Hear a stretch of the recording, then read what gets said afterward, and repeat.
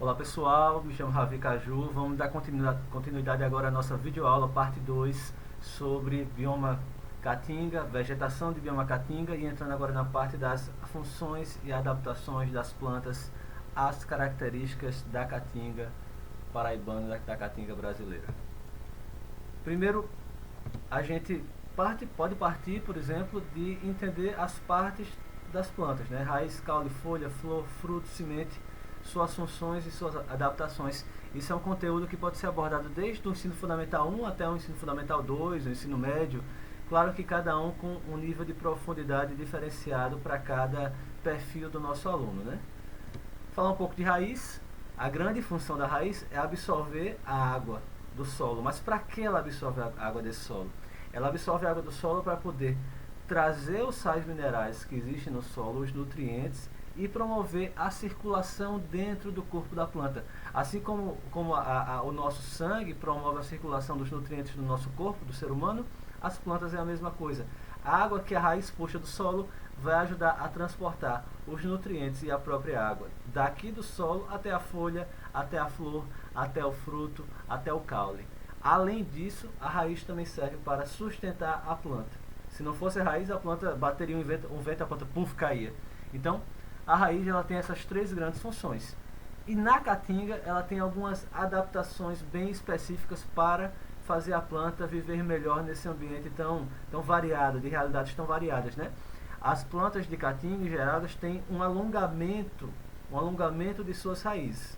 Ela forma o que a gente chama de raízes profundas. E por que ela faz isso? Porque vamos dizer que choveu hoje aqui nessa região aqui. Essa água está perto dessa parte de cima da raiz só por pouco tempo. Com a gravidade, com o tempo, essa água vai descendo por dentro do solo até chegar lá no lençol freático. Por isso que as raízes das plantas de caatinga elas são alongadas para poder alcançar essa água lá no lençol freático, mesmo depois de um tempo, podendo aproveitar melhor a água da chuva. Se essa raiz fosse uma raiz superficial, ela ia aproveitar só a chuva no começo. Depois que a água da chuva descesse por gravidade até o lençol freático, ela não ia mais conseguir. Uma outra adaptação muito interessante e muito famosa das raízes das plantas de caatinga são as famosas batatas do umbuzeiro, né? Também conhecidas como xilopódios. As batatas do umbuzeiro elas são espécies de reservatórios de água na raiz. É como se a raiz fizesse uma caixa d'água. E qual é a grande vantagem dessa raiz ter essa espécie de caixa d'água? Porque assim ela consegue pegar muita água quando chove e deixar lá guardado. E essa planta só vai usar essa água quando precisar. Assim como a gente faz com a caixa d'água. A gente acumula a nossa caixa d'água com a água quando a água está vindo do encanamento e deixa lá e fica usando aquela água o quanto a gente precisa, sem precisar usar toda de uma vez. Se não fosse essas batatas do umbuzeiro, toda a água que o umbuzeiro pegaria na raiz ia rapidamente subir para a folha e virar transpiração, voltar para a atmosfera.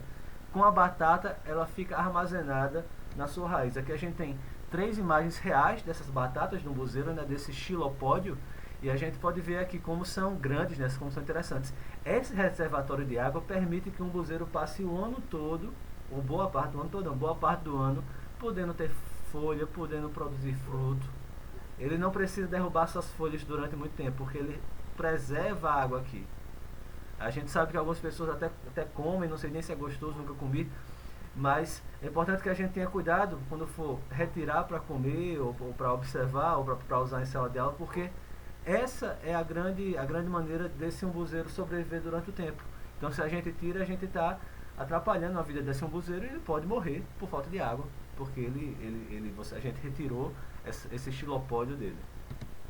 Segunda parte das plantas que a gente vai trabalhar um pouco aqui é o caule. O caule, além de servir como um grande cano onde a água é transportada para as folhas e volta com os sais nutrientes das folhas, né? Porque a água vem da raiz, subindo até a folha, lá na folha é que é produzido os nutrientes e ela volta lá para a raiz também para dar energia para a raiz, para dar energia para as outras folhas, para o caule também. Então, no caule de uma planta a gente tem uma espécie de cano que sobe a água e uma outra espécie de cano que desce a seiva elaborada, né? O alimento da planta, a papinha da planta. Além disso, também serve de proteção. Então, imagine como nossa pele, né? Se fosse os nossos vasos expostos, qualquer queimadura, qualquer impacto iria romper um vaso nosso. Assim como nossa pele protege nossos vasos sanguíneos, O caule protege os vasos das plantas, além do que proteção também, né? Sustentação e proteção. Aqui a gente tem uma grande adaptação muito comum das plantas de caatinga e das plantas de regiões secas ao redor do mundo, que é o caule verde, também chamado de cladídio, que é basicamente uma adaptação em que o caule passa a poder fazer a fotossíntese.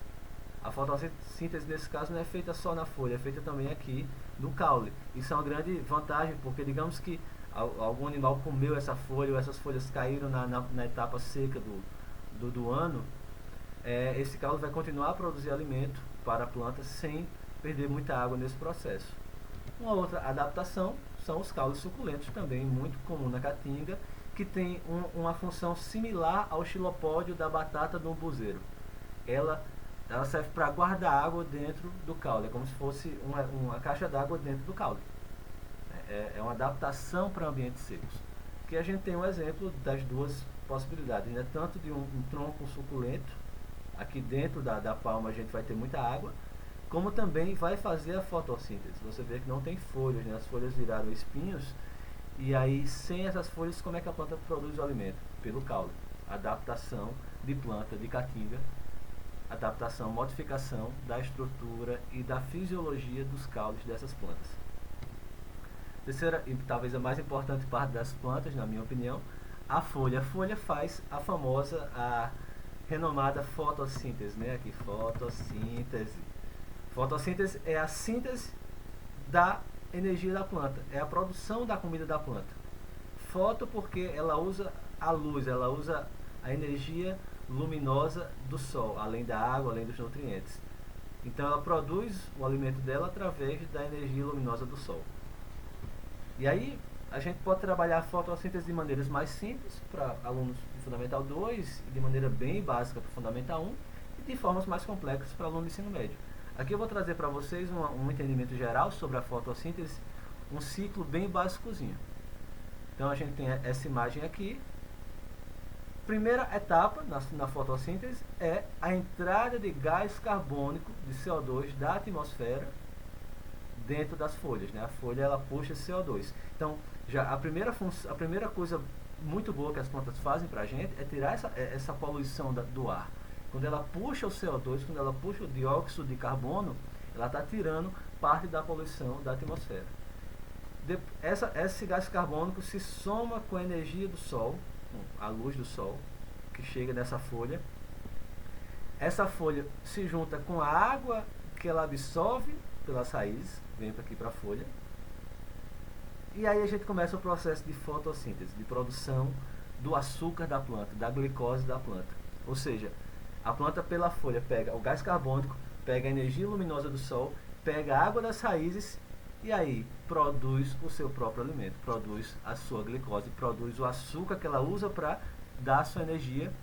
E como substrato, como se fosse o xixi da planta, ela solta o oxigênio, que para a gente é tão importante, para a planta é o que ela joga fora, é o gás que ela solta. Além desse oxigênio, é importante a gente frisar que as plantas soltam junto parte dessa água que veio aqui da raiz, ela é usada na fotossíntese e parte é só para fazer o transporte dos nutrientes do solo. E aí, como ela faz esse transporte, ela é transpirada junto com o oxigênio depois da fotossíntese. Então, essa fotossíntese gera a energia e o alimento da planta. E aí, esse detalhe é bem importante para a gente. Nesse processo de levar a água do solo até a folha, e depois essa folha vai soltar essa água na atmosfera, ela vai transpirar.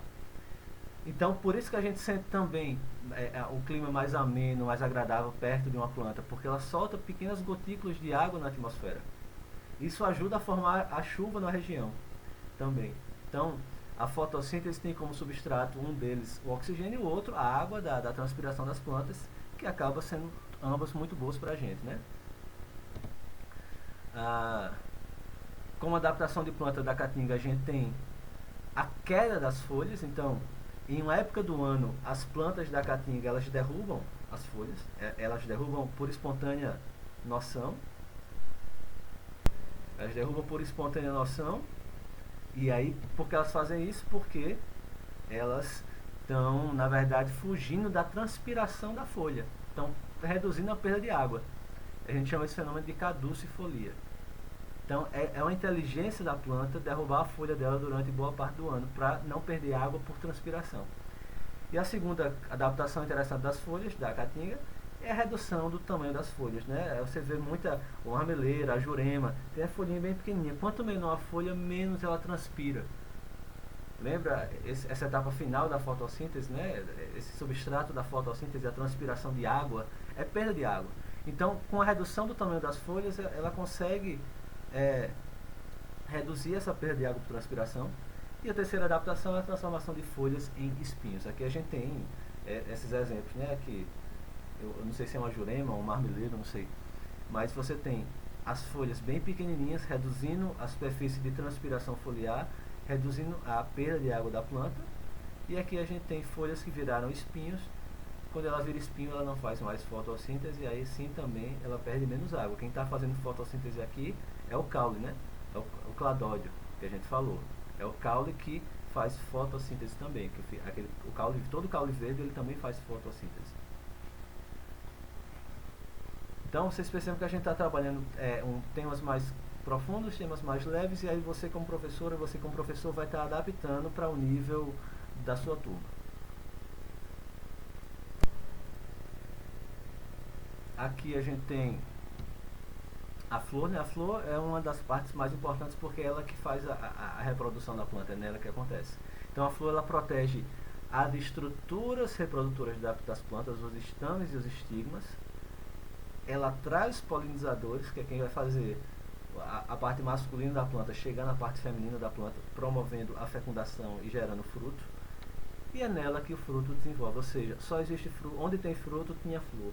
E onde tem flor, vai ter fruto, a não ser que seja uma planta muito modificada geneticamente, como as roseiras que a gente compra nas lojas. E aí ela foi modificada para só mostrar a pétala. E aí ela perde algumas estruturas, com o passar do tempo ela vai atrofiando e não vai gerando mais fruto. Mas em geral, plantas nativas, plantas naturais, toda planta que tiver flor vai gerar um fruto também. Então o tomate ela é um fruto porque ela veio de uma flor, ela tem a semente dentro. Mas isso aí é uma curiosidade, né? O fruto serve para proteger os óvulos das plantas, né? Para atrair os dispersores, para facilitar a dispersão da semente, e a semente serve para proteger o embrião e para dar para esse embrião uma reserva de energia. Então essas são rapidamente algumas das funções de cada parte da planta, e é importante que a gente entenda aqui, ó, com essa imagem a gente vê perfeitamente como lá na flor, que é um corte transversal de uma flor, a gente tem lá dentro dela o ovário. O ovário é o que, quando chegar o polinizador fecundando essa parte masculina, vai desenvolver esse ovário aqui, e depois de um tempo vão cair as pétalas e vai virar o fruto da maçã. Então, todo fruto ele veio de uma flor que foi fecundada por um polinizador ou por autofecundação da própria planta. A gente vai trabalhar essa parte de polinização e dispersão na terceira videoaula dessa nossa coletânea de aulas sobre a vegetação do bioma Caatinga. Eu agradeço a atenção de vocês e respondo o questionário. E qualquer dúvida a gente vai conversando até o dia da aula, do dia 29, tá? A aula do dia 29 vai ser uma aula mais dialogada, e essa vai ser a parte mais expositiva. Um abraço para todas e todos. Beijo.